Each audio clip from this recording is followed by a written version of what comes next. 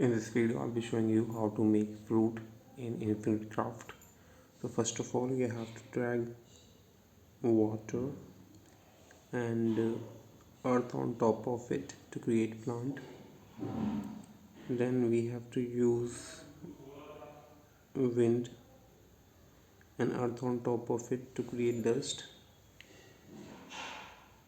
Now we have to drag earth again on top of plant to create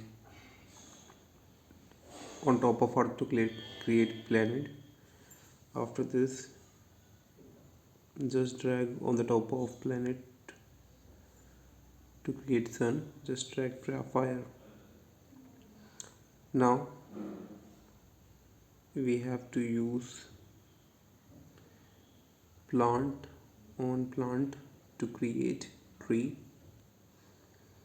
and now you need to combine sun on the top of tree to create fruit. That's it.